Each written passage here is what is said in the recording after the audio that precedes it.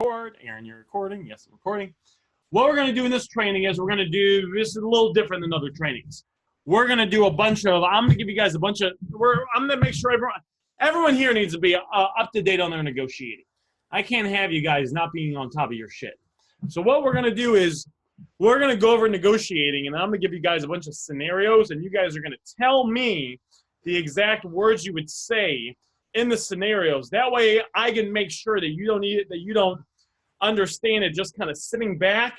You have a big picture overview and you really get it. I need you guys to get it. Shout out to Taylor, by the way. He passed our VIP test. Taylor Vitale. And he passed it the first time. Usually I'm an asshole and I send the test back. If it's not perfect, it has to be perfect. If it's not perfect, I will not accept it. And it's 17 pages, so it's not easy. Everyone that passed the test a couple months ago did between 6,000 and 11,000 in profit. So, you know, I won't pass it until I know you have everything you need to go out there and really crush it. So shout out to Taylor. We're going to go over a bunch of similar stuff, though, here as far as the negotiating goes, just because we all need to be on the same page.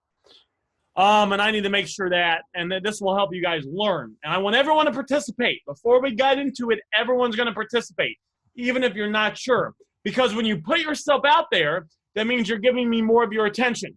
That means you're giving me more of your attention and you're more focused. Then, even if you mess up, we're all going to mess up. I mess up. Well, I don't mess up too much anymore with negotiation, but we all mess up, right?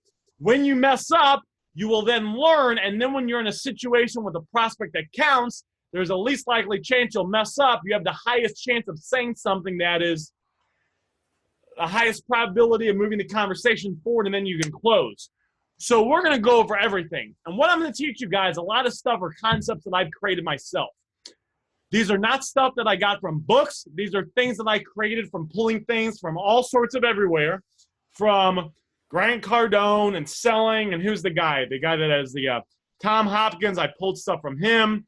I pulled stuff from Perry Belcher. I pulled stuff from what's the thing I pulled it from? I pulled stuff from all over the place. I pulled stuff from Perry Belcher. I pulled stuff from the guy that created Video Sales Letters. So the guy that charges $1 million, I forget his name, he created them. I pulled stuff specifically from his training. The Wolf of Wall Street guy, the actual guy created a $2,000 program that I have. I pulled stuff from that. There's a couple books on psychology that I pulled stuff from, and I'm going to show it. I'm going to combine it all. We're going to combine it all into this. It's all combined in the message negotiation, because a lot of training, the problem is a lot of these books, you go read some of those books, How to Master the Art of Selling by Tom Hopkins, which is great. That's where I got tied out in porcupines. That's for face-to-face and phone sales. As we know, there's different rules and laws that govern message negotiation because it's just different. As you guys know, it's just different. It has different rules. So a lot of these books that are out there in trainings are not for message negotiations. They're for face-to-face selling or over the phone selling.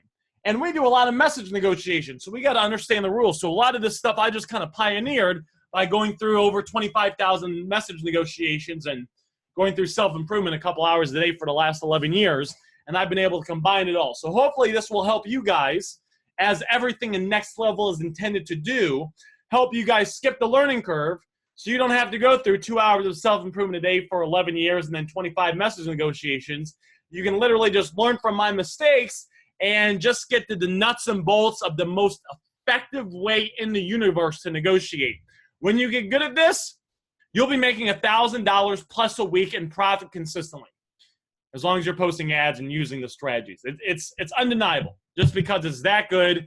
And I will sometimes fake reach out to other phone flippers in the area. They all suck. So you're like a 9.5, 10, and they're all like a level 1, 2, and 3. So it's easy to blow them away. Competition doesn't matter. That's why I don't care. In the beginning, guys, I got nervous when people would join Next Level that were in the area. Or would get in the phone flipping in the area. But I was like, now that I know the percentage of them that are actually going to go through the training and implement it is so small, doesn't matter. And even if you have a few guys out there like Anthony, he's in the, that's a motivated guy. Anthony, he's in the area. He lives 12 minutes from me. He does $100,000 in profit a year too, phone flipping. But you can have a few of those guys and still be absolutely fine. All right, fantastic. Is there any NLP from Tony Robbins? Not for this. NLP does work, though. I've used that in conversations with people and gotten some interesting results. It's been good stuff. I don't use it too much anymore, though. I'm a little lazy sometimes, guys. All right, so let's talk about some stuff. Someone tell me something when it comes to message negotiation. I need the message negotiating training. What are some rules that we follow with message negotiation? I need everything that we know. Everything we know from top to bottom. I'm sure Taylor's going to write out everything because he just passed the test the other day. So we got RWOCM.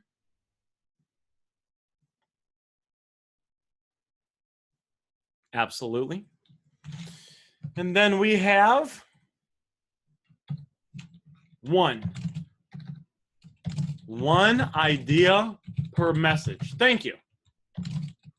One idea per line. Alex. Yes, thank you, Alex. Lead by asking questions. All right, what else? There's like a gazillion of them. Oh, man. There we go, Alex. Micro steps. Thank you very much, Alex. Oh, see Alex over there looking up to the left or right, thinking. ABC, always be closing. See, guys, that's what it's easy. You're like, Aaron, are you fucking looking into my mind? No, just means you got the computer screen on. I'm trying to see what you guys are doing. There it is. 3 levels. 4 steps, effective counter offer. 6. There are 3 types of offers. This is all brand new stuff. A lot of this stuff I just kind of came up with in the last few months. Thank you, Taylor. 3rd grade reading level. That's right. 3 types of offers: hard, medium, soft. Let's see. What's another thing? The total number of questions we ask before we make an offer. Dang, Frank, hitting it hard. 3 questions max before we send an offer.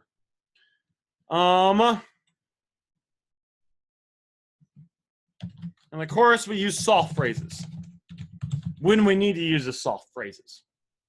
Counter offer, Taylor. All right, fantastic. So let's talk about this real quick. RWOCM. This is the process. Any phone you've ever bought, any phone you will ever buy, the prospect always goes through these 5 steps. First, they reach out to you from your ad. Then you're going to figure out what they have. You're immediately going to figure out what they have by asking them questions. Very important, team. It's very, very important you guys understand this. A negotiating conversation is different than a normal conversation. So if me and Taylor are hanging out and we're at the gym, and I'm like, Taylor, I kind of want to gain a bunch of muscle, not really work out that much, and I've been watching a lot of Rich Piana videos, then me and Taylor, we're just going to have a little vibe back and forth and kind of talk about the best way to go about doing that. If that's something that I wanted to do myself. We're going to tell a story. We're going to do this. We're going to do that. If I'm hanging out with mom and dad, same thing. I'm hanging out with mom and dad. We're asking how our day's going, et cetera, et cetera, et cetera, et cetera. All right. Appreciate it. So that's how that works. A sales conversation is different. It has an end result. A sales conversation, you have to control it, and you must lead the customer step by step. Step by step, you're going to lead the customer step by step through the conversation. It might feel kind of weird if you're not used to controlling. Aaron, do I got to be a control freak? No, but you must control and dictate the conversation. All professionals do this. When you go into what, guys? Okay, what kind of car? What's your dream car? Someone tell me in their chat their dream car.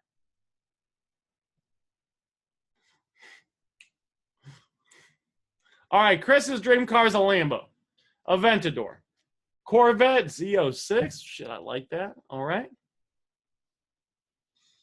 What's that someone else's dream car? I like that Lambo. I like the Corvette, though. 1967 GTO. I mean, you know, Chris does like 20, 30 grand a month. I guess he's just happy getting everyone to come to him, and I don't blame him. I mean, I was doing 30 grand a month and everything was good. I'd just probably keep kicking it too. So let's say we're going to go to the car dealership and we're getting a 1967 GTO. And we walk in there. We're super excited. Matt's super excited. Matt walks in there. Car salesman walks up. "What's up?" says the car salesman. Matt's like, "Well, I'm here to look at a car, maybe even buy one." The guy's like, "Well, that's cool." And Matt's like, I'm thinking about that 1967 GTO. Do you still have it?" And the guy's like, "Yeah, I think maybe we probably got it somewhere. I mean, I saw them bring it in once. I'm here all the time, but, yeah." And Matt's like, "Well, okay." You see, that's the second situation. Matt walks in. "Welcome to GTS Motors. How can I help you today?" Matt's like, "I'm interested in I came to look at this car. Fantastic. Follow me." Takes him back to the office. "All right, so tell me a little bit about what brought you in today and kind of where you are in your process with buying or looking." Either answer is fine. And Matt's like, "Well, I'm kind of looking. Would eventually like to buy it." Guy's like, "Great. What questions can I answer for you?" "Well, blah, blah," right? Goes like that. Which experience is better? The second one. Notice what happened in that second scenario. The car salesman led Matt. He controlled the conversation. "What brings you in today?" Asked a question. "Great, follow me." Made a statement. "How can I help you?" "Well, would you like to test drive the car? Let's run your credit. Do you have your driver's license on you?" Asking questions. You will do the exact same thing. You will take charge of every situation and lead the situation forward by asking questions. "Aaron, why we got to ask these questions?" I don't get it. You got to ask the questions because the questions allow you to uncover things you need in the W step in order to accurately get the information you need to appraise it. A phone's a phone. Can't really do anything with that. iPhone 7 Plus with a cracked screen, good LCD, good digitizer, no other issues. Sprint. That gives us enough data to work with. So we ask questions to get data so we can make an offer. Then we're going to close and we're going to go to the meetup. Goal is to move through this process as fast as possible. There is a momentum that's built up if you can move through this process as quickly as possible, where you will close more deals naturally with everything else being the same. Why? The prospect doesn't want to talk to you for 80 hours. Prospect doesn't want to answer 10,000 questions. What color is the phone? How many gigabytes of phone? You got the original box. How many days is left on the warranty? Right? You start asking too many questions, prospect's going to get pissed off. Then they're going to start talking to me, and I'm going to say the right stuff, and I'm going to close them because I want to make some money. So that's how that works right there. Lead by asking. Micro steps. We're going to do one little step at a time, 3 levels, blah, blah, blah. 3 questions max before we send an offer. So in this stage right here, even though we do need to get the phone, the condition, and the carrier,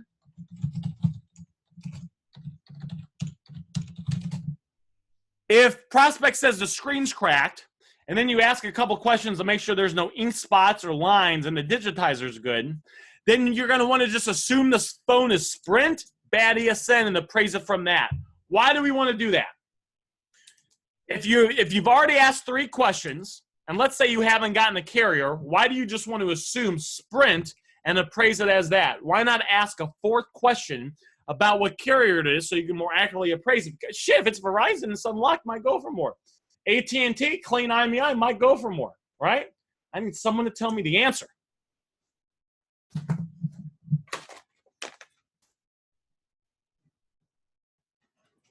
Because too many questions, they might get frustrated. Frank is 99% right about that. Except it's because too many questions, they will get frustrated. It is a fact. Who here, before you got Aaron Goldstein's script, would ask 25,000 questions in the W step and you could feel the prospect getting pissed off? Sometimes you would even lose the deal right there. You know what? It's all right, man. Don't worry about it. It's fine.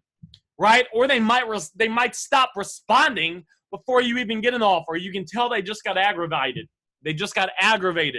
So we don't want that to happen. That happens because there's a stall in the momentum, because you've lingered here too long. That's why we move forward as quickly as we can through these steps. We still got to get the most information we can, but we got to do it. Timing matters. Timing matters. Timing is very important. So with that said, now this is a brand new concept. Anyone here want to know a brand new concept?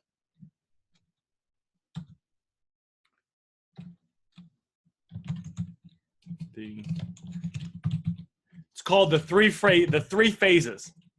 The three phases. So what we're going to cover for the next 40 minutes is a breakdown of the three phases. The first phase, phase one. What they have and offer. You got to figure out what they have and you make them an offer. So the three phases is this part. The first of the three phases is this part right here. You're going to reach out, you're going to figure out what they have, and you're going to make them an offer. So let's do this real quick. I'm going to message you. I'm not going to, well, you see what I'm saying. I'm the customer. I message you on Marketplace. Hi, I'm interested in this item. What's your response to this? I need some responses. What's your response to this? I'm interested in this item. Okay, great. What do you have? Oh, Mr. Frank C. coming in hot. We're on fire today. Great. Have something for sale, says Ryan. Love it.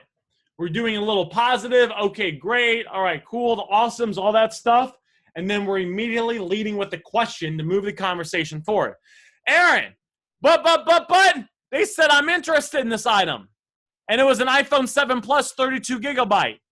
Why should I say, do you have something for sale? Because they're responding to an ad, and we 100% of the time, without fail, always assume the prospect is responding because they're interested in selling an item until we hear otherwise. Well, is there always going to be a percentage of people that think that you're selling the phone? Of course. But there's also going to be a whole bunch of people that are interested in selling the phone. And because there's things on Marketplace, on Letgo, and all the other apps that they can hit that says, I'm interested in this item. Is this still available? We treat those as they're interested in selling us a phone until we understand otherwise. Us. Okay, great. What do you have? Either one of those is fine. It's fantastic. Aaron's going to say, I got an iPhone. What are you guys going to say to this?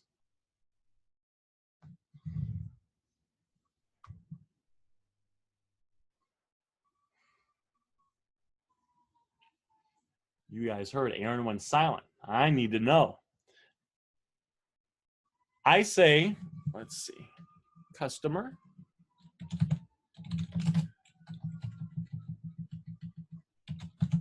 Customer. Ryan says, oh man, happen to know what iPhone? I love that. I always say, any idea which iPhone it is? That's a soft phrase. Happen to know. Do you know? Do you know which model it is? Any idea, right? I'm not saying which iPhone is it. You guys understand that? Let me explain. These subtle differences make a big deal. If I said, which iPhone is it? Did I mix that up? You guys see how this is kind of assholey? Customer, I got an iPhone. You, which iPhone is it? You guys see that's too strong. So we use what's called soft phrases. Any idea? Happen to know. Ryan said happen to know. That's absolutely 100% perfect. Any idea? Do you know which model it is, says Yosef. See, that's good too. Any idea? So I want you guys to understand these soft phrases. Any idea? Would you happen to know?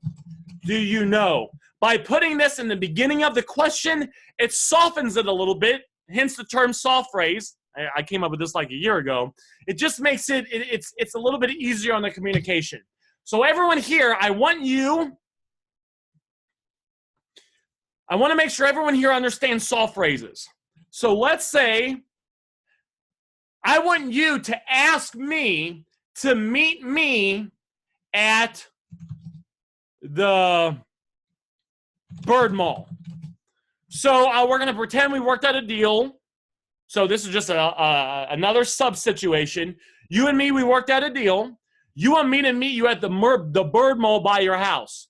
I want you in the chat right now to write something you could say to ask me to meet you at the Bird Mall using a soft phrase so it's not coming off too strong. You guys understand? Ask me to meet you at the Bird Mall, but use a soft phrase in there so it's not coming off like, meet me at the Bird Mall. Alex says, okay, great. Can you meet me at the Bird Mall by Wendy's? See, you guys, everyone here needs to understand this. Okay, great. Can you meet me? That's a soft phrase, at the Bird Mall by the Wendy's. Which, if you're talking to a customer, a prospect, the prospect is a human. They have emotions. They have insecurities. They don't want you to talk to them down to them. They don't want you to talk to them like you're more superior than them. Meet me at the Bird Mall, or would you be able to meet me? Frank says, would you be able to meet me at the Bird Mall? Chris says, would you be able to meet me at the Bird Mall? Any way you can meet me at the Bird Mall. See, perfect, 100% right. You guys understand that? So be using these soft phrases when it's important to move the conversation forward without coming across to any idea which iPhone it is. So fantastic. Could you meet? So all you guys passed that.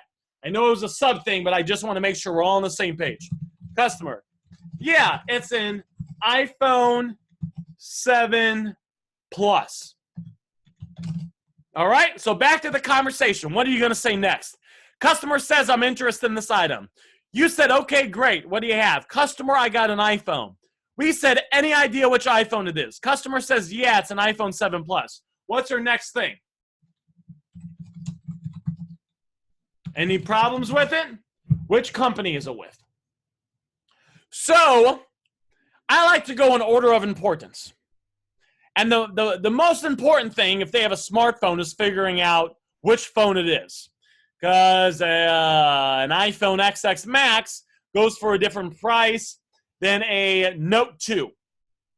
So I like to figure out that because that makes the biggest price difference. The second thing I like to figure out is once I have the exact phone is if there's any problems with it.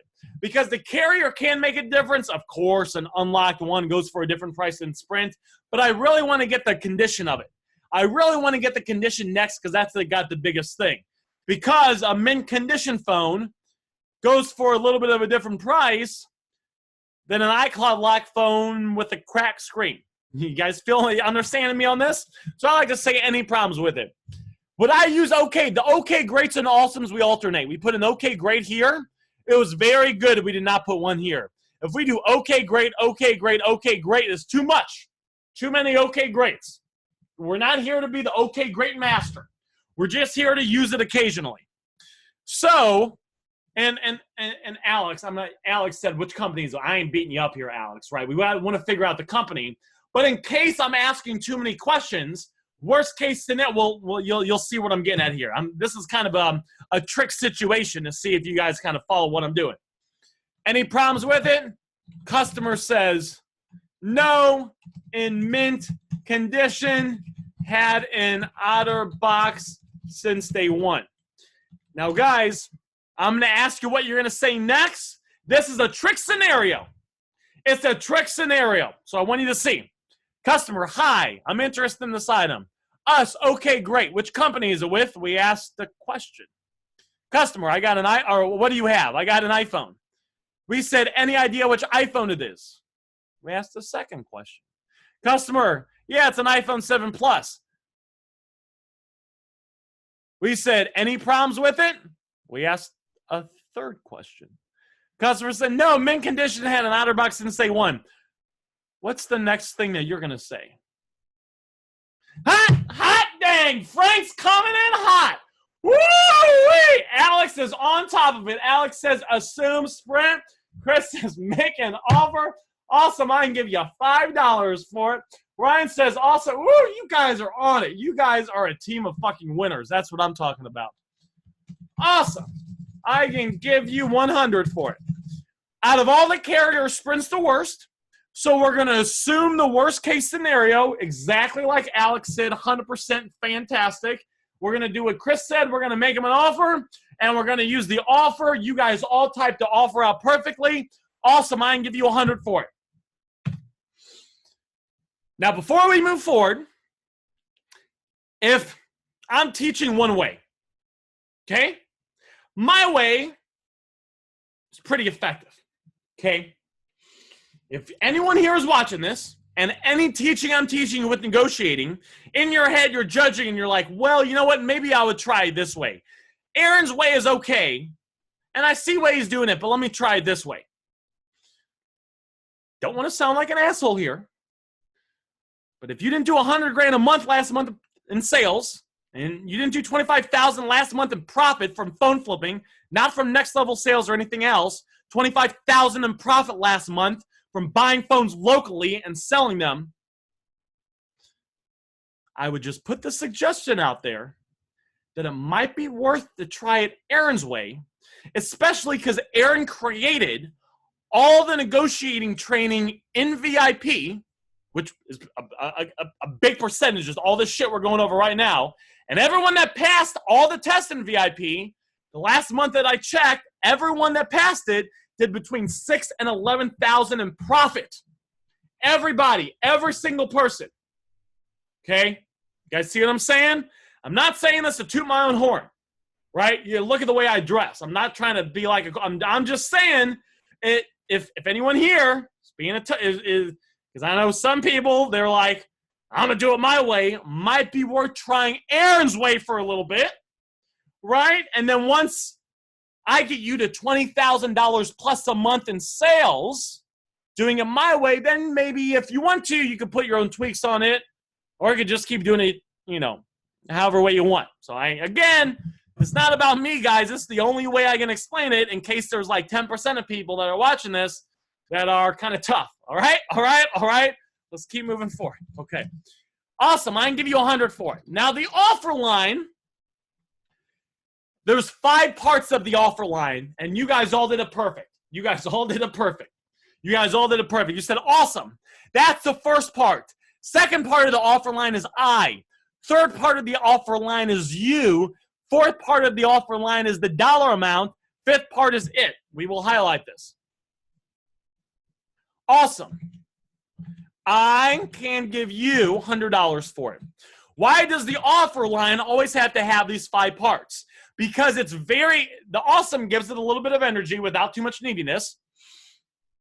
And then all the other parts make it very clear that you're making an offer. So let's take out some parts. I can give you 100. That doesn't even sound committed. $100. What if I just said $100? If you just said $100, it's like you don't even care, and it's not even worth it for you to write out the full offer. It's not even worth it for you to write your time out, right? So you don't want to say that. What if I said, awesome, I can give 100 for it? What's better? Awesome, I can give you 100 that said you.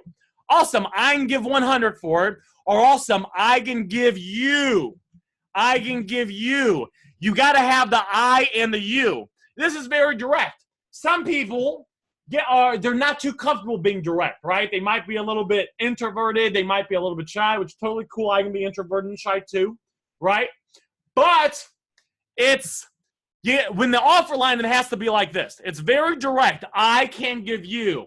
I can give you. I can give you. It's very direct. It could almost sound confrontational if you're not used to talking like this. Say the offer line like this. I can give you 100 for it. What if I just said, awesome, I can give $100. I can give you 100. Oh, well, 100 for what? You going to give them 100 to come to you? Are you making them an offer on their phone? Are you just going to give them $100 because you think they're pretty? No, we got to have the it. The it specifies it's the phone. That's why when I created this line, it has the 5 parts. Awesome. I can give you $100 for it. So you guys all did it perfect, right? I just wanted to reemphasize it just because I'm trying to go over everything here. Awesome. I can give you $100 for it. Now, hopefully, customer says, deal. And you go right for the meetup. Most of the time, they're not going to go into a deal. So after you make the offer, if the customer does not accept the offer, their response will fall into one of 3 levels. And just so you guys know, now the 3 phases, there's 3 phases I brought up earlier. Phase 1, what they have in an offer. If you make the offer and they don't accept it, then you immediately go to phase 2, which is the 3 levels and responding accordingly. So because we figured out what we had, we made them an offer, and they said no, in your head, I want you to be like, all right, they said no, now it's time to go to phase 2. Figure out which level they are at and respond accordingly. So let's go ahead and do that right now. We made an offer. Awesome, I can give you $100 for it. And the customer says, someone tell me something the customer has told you when they don't like the offer. Oh boy, I feel like I should close my ears for some of the responses I'm about to get. I feel like I should close my ears and cover my eyes. Oh boy, I knew Chris was coming in with something. Why did I know Chris Kripe was coming in with something? I knew Chris Kripe was coming in with something. Man, could I get some?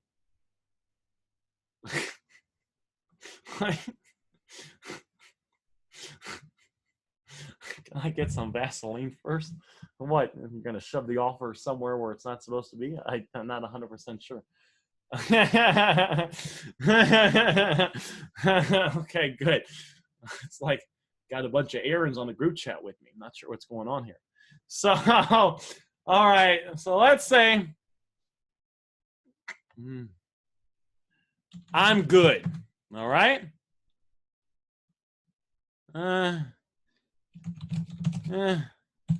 Out of here with your low balling scammy ass. Can you do any more? It's in perfect shape. Oh, I like that. The kiosk will give me 500. Very good one, Ryan. We've never done that one before. I've gotten that. I'll donate mine to Goodwill before I give it to you for that much. I'll throw it in the trash can before I come meet you for that much. All right, so when a customer says no, they fall into one of 3 categories, one of 3 levels. We call these the 3 levels. I came up with the 3 levels. It's been about 3 months now, 3-4 months now. Level 1 is they're committed and invested and not offended. They're going to say something along the lines, could you do any more? I got the original box too.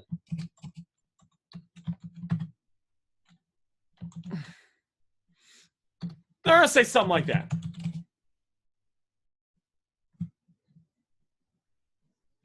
Level 2, they are semi-committed, semi-leaving the convo. They're going to say something along the lines of, I'm good. I'm good. I'm good, thanks anyway.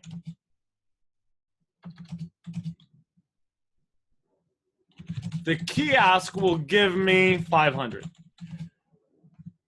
I would assume that the kiosk line, it would either be a level 2 or a level 3. The way that Ryan wrote it, I would treat that as a level 2 if it was me. You could treat it as a level 2 or, a level 3, however you prefer. Then we have level 3. Level 3 is where they're pissed off at you and leaving the conversation.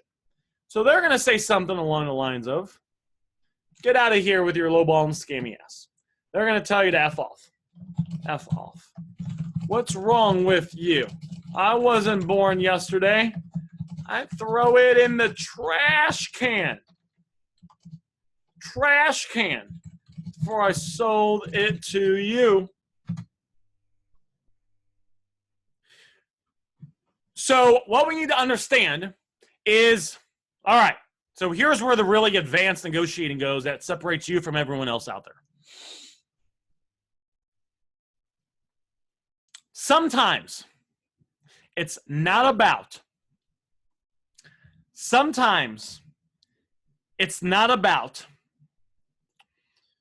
using I'll drive to you, I'll bring cash, all your negotiating strategies. Sometimes what you got to do is first you have to bring the customer back into the conversation with you and get them interested in you before you can go into your negotiating. Where a lot of intermediate people, where they fall off is they'll make an offer. Awesome. I can give you $400 for it. Customer says, that's kind of low.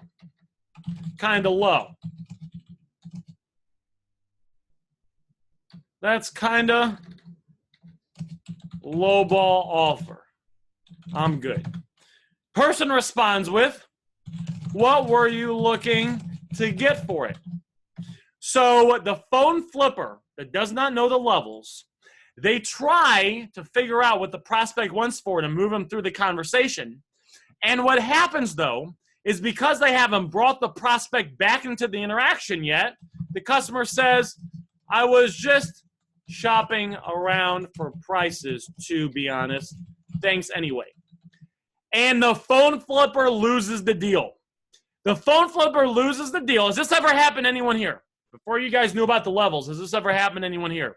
The phone flipper loses the deal because this person is a level 2. And they're a little bit offended by your offer and they're leaving the conversation. What you have to do is it's your job to actually make their negative feelings go away and bring them back into the conversation. And it's only once you've brought them back into the conversation with the mini scripts I will provide you here in a second that you can go to the next step. You do not want to ask them what they were looking to get for it before you've determined what level they were at and responded accordingly. Got a bunch of guesses. All right, cool. And that's good because that means we're learning and we're growing. So they fall into one of 3 levels. When the customer tells you no the first time after your offer, they fall into one of 3 levels. Level 1 is they're committed and invested and not offended. They're going to say, could you do any more? I got the original box too. Or they might say, could you do any more? I've had it for a month, right? Anything like that. This person is not offended by the offer. When I say this, I want you to imagine that you're inside the prospect's mind. What's the prospect feeling? What are they thinking? Are they offended by your offer? Are they kind of pissed off and wanting to leave the conversation? Or do they just want a little bit more money? Could you do any more? I got the original box too. We say, you have a great phone. How much were you looking to get for it? We don't have to hype it up or do anything crazy. It's simply, you have a great phone. How much were you looking to get for it?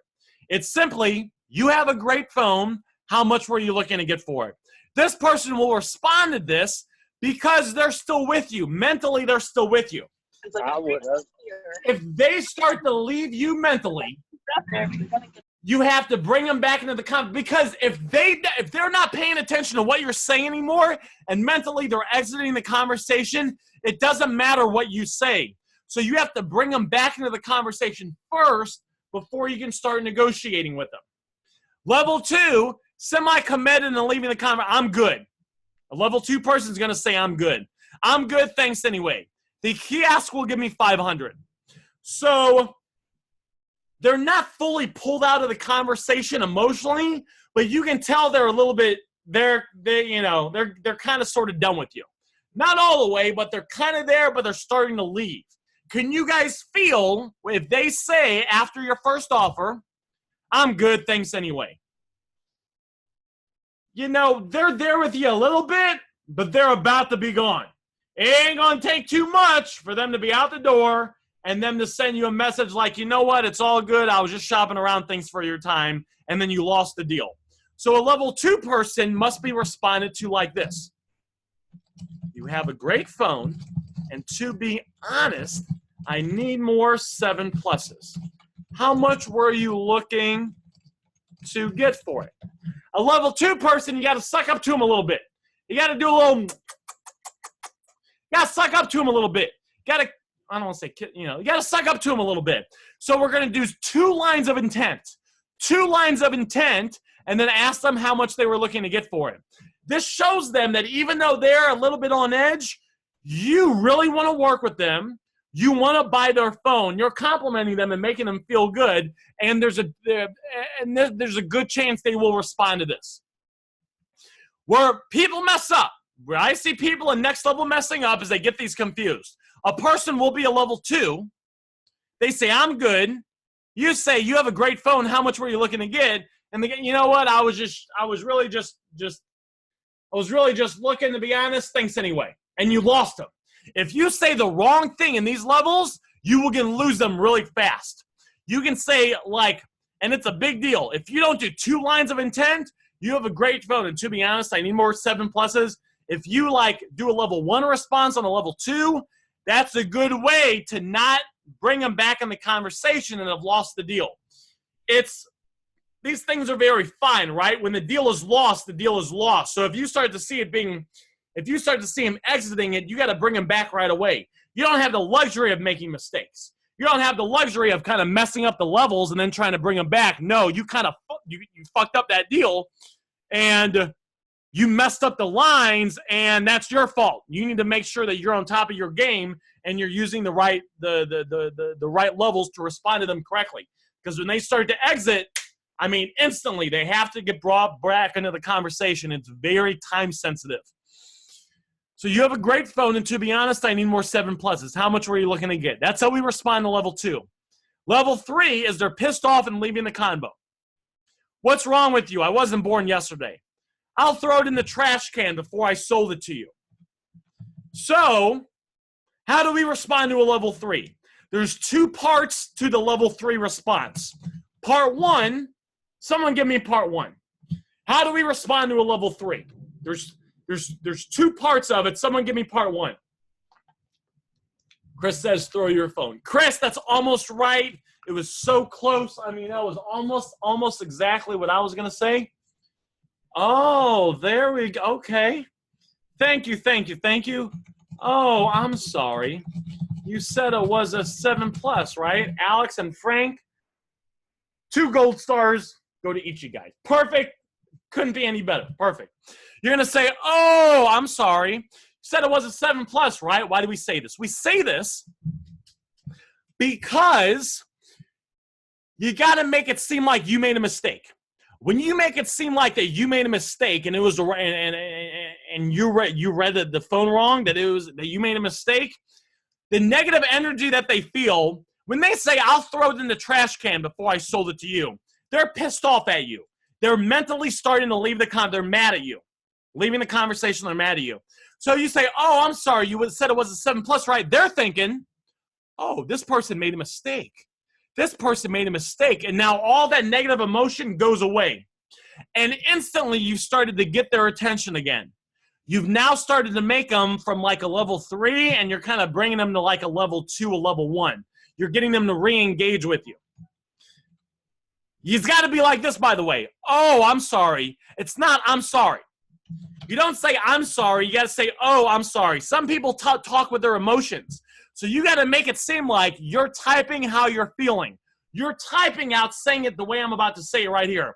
Oh, I'm sorry, comma. You said it was a 7+, right? You guys understand that? If I just said, I'm sorry, you said it was a 7+, right? That's not as effective. That's not nearly as effective as, oh, with a bunch of H's. It needs to have a bunch of H's. Oh, I'm sorry.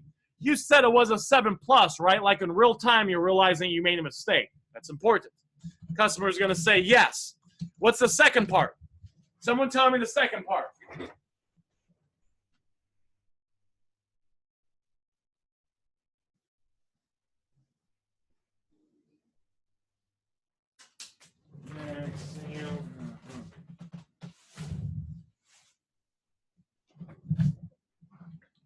Guys, you guys don't know the second part? Wait a sec. I need someone to tell me the second part. And while we do that, Aaron needs to go. Close. I like how you put yourself out there. So what we're going to say, Alex, is we're going to say,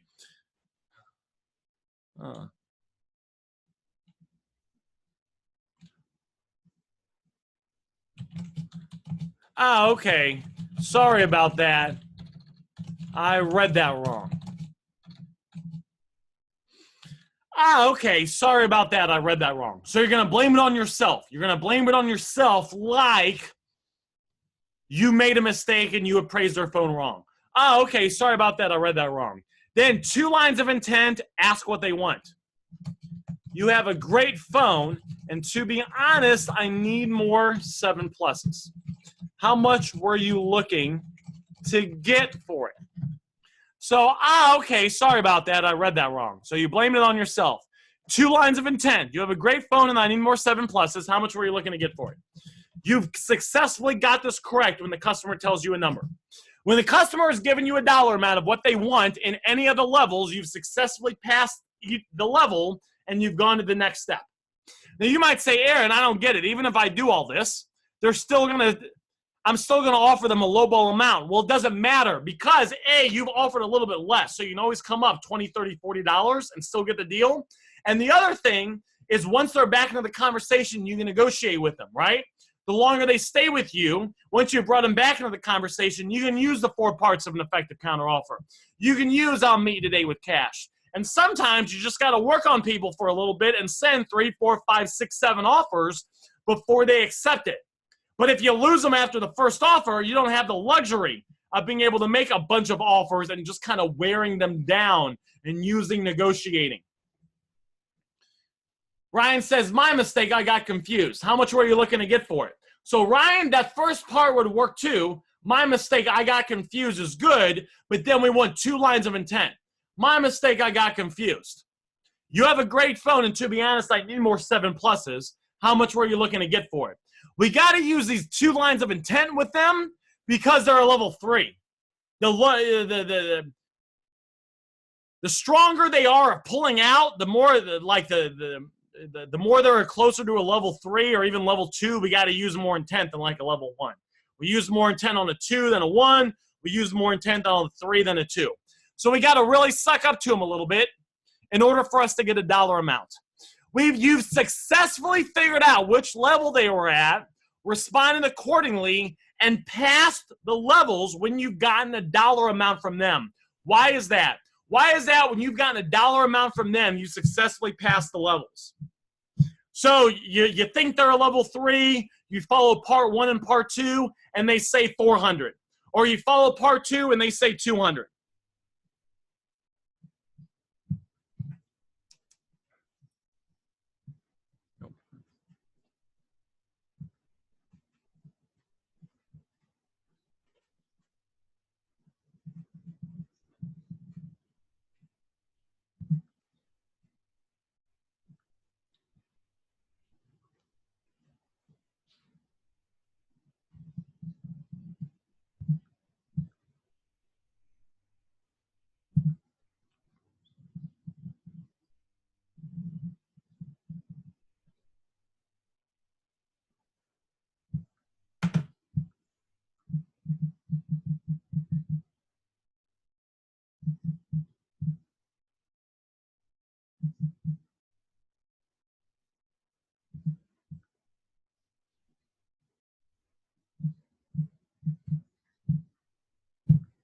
Oop, I had to send that off route. Well, all right, guys. Yes, they're committed. You're in the game now. Yes, you've effectively brought them back into the conversation. Because when a prospect goes into their brain, oh, shit, how much do I want for? You know what? I'll take 400.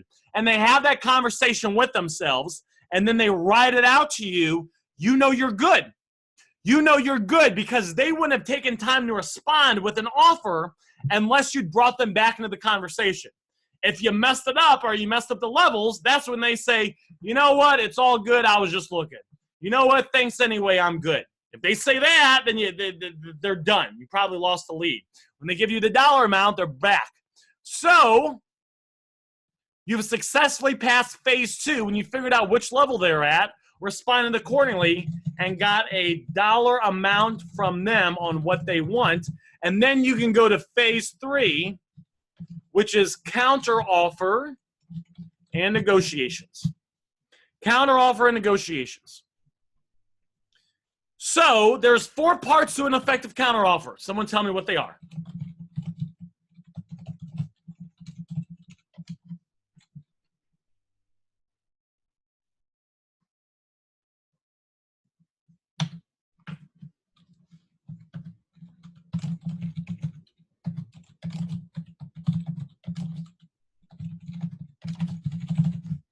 4 parts of an effective counteroffer. 1 is the intent, 2 is the excuse, 3 is the offer, 4 is the benefit. So what we're going to do is, once we figured out what level they're at, they're a level, once we've gotten a dollar amount from them. So let's say we're going to do level 3. This person's a level 3. We did part 1. We did part 2. Customer said 400. We've now passed phase 2 because we've graduated phase 2 with the dollar amount. Now we immediately go into the 4 parts of an effective counteroffer. Us. You have a great phone. You have a great phone. It's just because buy and sell need to make a little profit. Would you do any less than 400 if I met you today with cash? It's a great phone. Intent. It's just because I buy and sell and need to make a little profit. The excuse.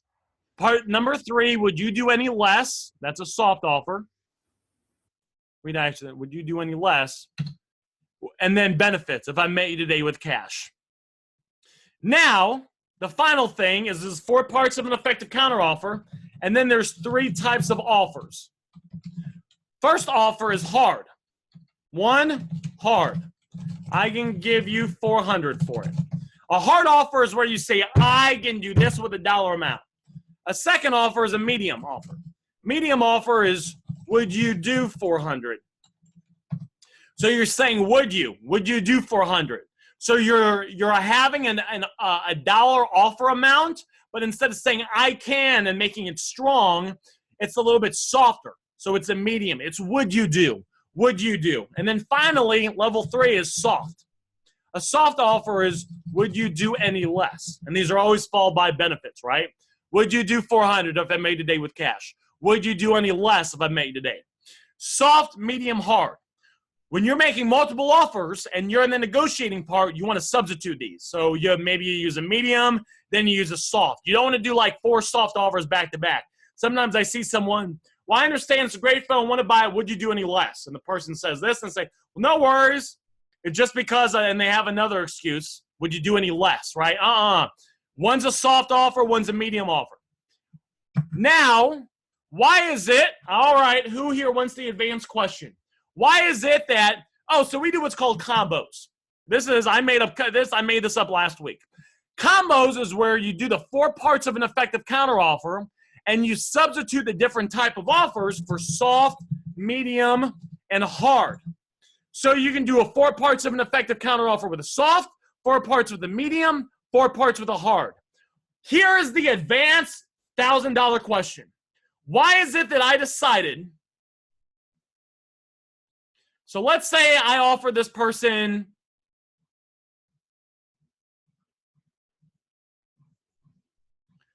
let's say my initial offer was $120. All right, I gave them $100.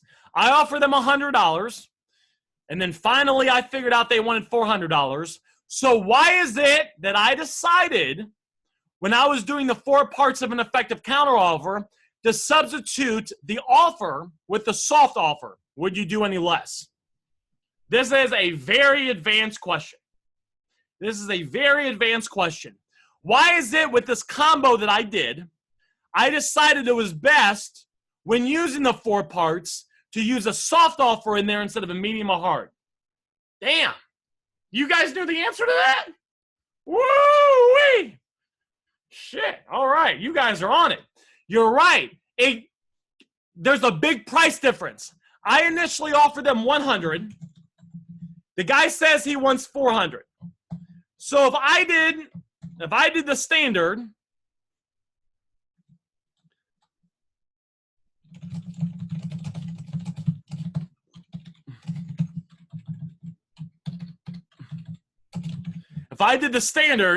hey, you have a great phone. It's just because I buy and sell, I need to make a little profit. The highest I can is 100, but I can meet today with cash.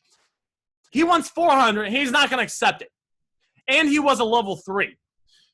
A, we were a big price difference apart, and B, he was also a level 3, which means if they're a level 3 once, there's a higher chance they're going to fall into a level 3, so I want to keep it a little bit softer when I can.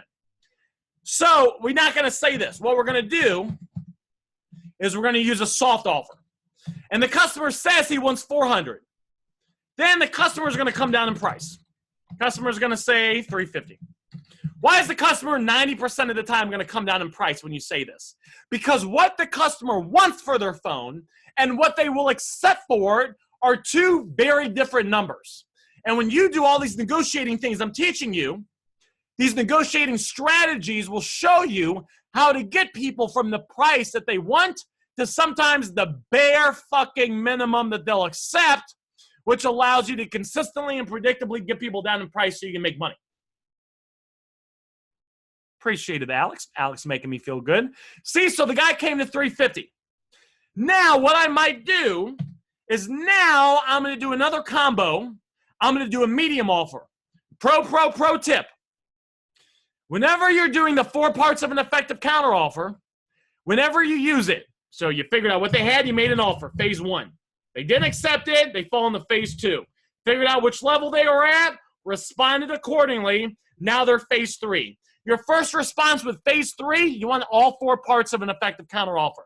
Do not use all 4 parts every single time you make a counteroffer, another counteroffer, because it looks kind of needy. It looks too desperate, it's too much. So I'm going to use the 4 parts the first time. The customer comes down to 350. Now I'm going to use bits and pieces of the 4 parts with a medium offer. It's a great phone. You guys have seen my messaging negotiation. Sometimes I say it's a great phone 5 times in a row. It's a great phone. It's just the newer models. Sometimes, you know what one of my excuses is? It's just the newer models are hurting the prices of the older ones, and people in St. Louis can be kind of cheap. I say all the time, right? I like to say this all the time. Be kind of cheap. Would you do 130 if I met you today? It's a great phone.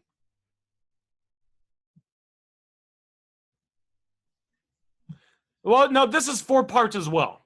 So it's a great phone. Intent. 1 line of intent. Excuse. Medium offer. Would you do 130 if I met you today? Now, and I didn't say meet today with cash. I just said met you today. I don't need to say meet today with cash every time. Customer's going to say, 300. That's my lowest. Us. Buy your phone. Want to buy your phone. Could you do a little less? I got the cash and can meet you whenever. So you guys see what I'm doing here? As I'm in the negotiating, I'm saying I want to buy your phone. So now this is the 3rd counter offer. I want to buy your phone. And this is, you say, Aaron, this is you just made up scenario. No, this is exactly how I talk. And if you look at any of my multiple line-by-line message negotiation conversations of prospects, of people that I've negotiated with in the back office of Next Level, you will see that it goes just like this. I want to buy your phone, intent. Now I don't have the excuse. I don't have the excuse. Now, and then I do a soft offer. And then I kind of hit the benefits a little hard now, right? Because I'm asking him to come down, and then he might come down a little bit. And now I'm working him, right? I'm working him, and I've effectively got him in the conversation. That's how that works. So we went over. Let's recap this. And then you just stay in the conversation, and you keep substituting. This was a soft offer, was a medium, then it was a soft offer before, and the first offer was the standard offer. Standard offer is always a hard offer. Substitute previous from older. Yeah, basically. Yeah, I think so. I think so, Ryan. Let me know. Maybe I clarify that a little bit, but I did a soft offer here because, and then I did a medium, and then it was a soft before. So you guys see that? So when you're in the negotiatings, you want to be interchanging out the 4 parts of an effective counteroffer along with the different types of offers. Soft, medium, and what you might do is a soft, medium, medium, and maybe you kind of get them down to where you're kind of real close, and then you hit them with a hard offer. Then you hit them with a hard offer that's kind of like cards on the table offer. So that's how that goes. So those are the phases, the 3 phases. Phase number 1, what they have and make them an offer. If they say no, you immediately go to phase number 2. 3 levels. Which level are they at? Responding accordingly and get a dollar amount from them on what they want. Once you've done that, you've successfully passed phase 2, and now you're in phase 3. You're going to make the counter offer with the 4 parts of an effective counter offer. You're going to substitute. You're either going to do a hard, medium, or soft offer in there. And then you're going to keep negotiating. Using soft, medium, and hard offers, substituting them with your counter offers, using bits and pieces of the 4 parts of an effective counter offer like we talked about.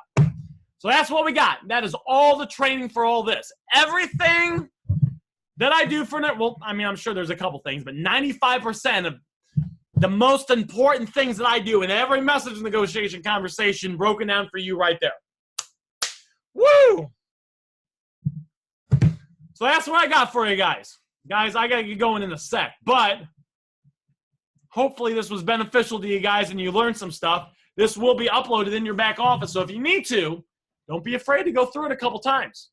Don't be afraid to go through it, guys. When you get good at this stuff, I mean, some of you guys are going to be going through this training 2, 3, 4 times just this week because you understand how powerful this is, and you understand when you really get this down and you're doing this in your negotiatings, you will consistently be able to get people down in price.